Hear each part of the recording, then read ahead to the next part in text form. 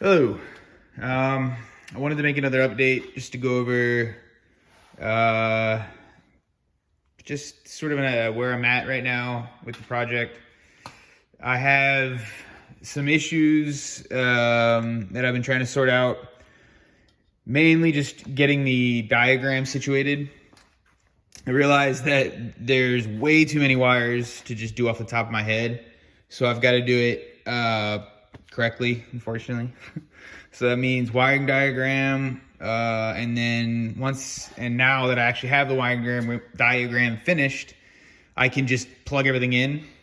I went with a Maven Speed connector, bulkhead. It's anodized aluminum body. I've already started pinning it. I've got the first injector pins loaded. Once all of the pins are situated in the connector, I'm going to get started on the base plate. I guess an important thing to point out here is that I'm going to pin the connector. I'm going to install it into the bulkhead, and I'm going to run the harness basically exposed, at least in the beginning. I'm going to tie everything back. Nothing will have any chance of getting, caught in anything. The idea is, and this is something I've learned, over the years, is that you never really want to lock a harness down first go around.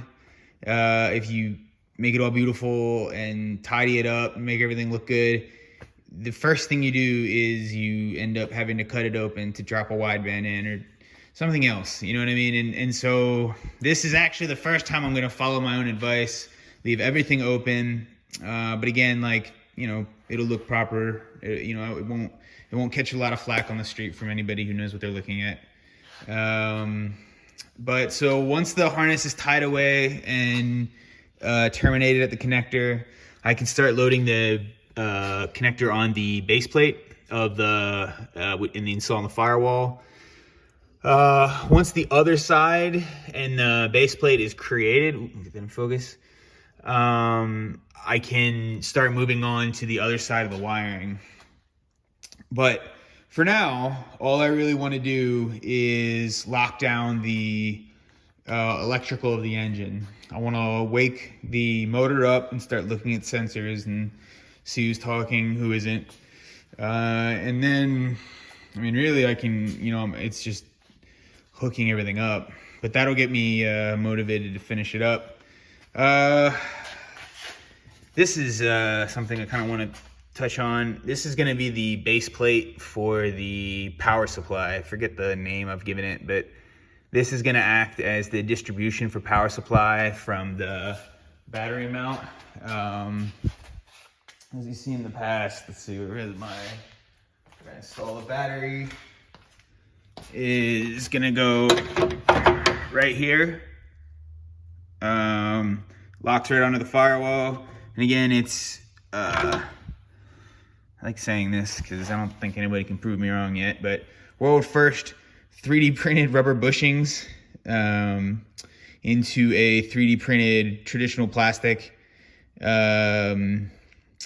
just forced plastic printer, and then holding a lithium ion motorcycle battery.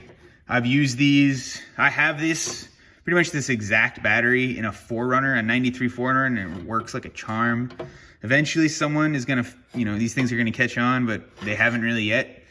You're starting to see them more and more in race cars, but I think when people realize how convenient, this is $100. You can't beat it, man.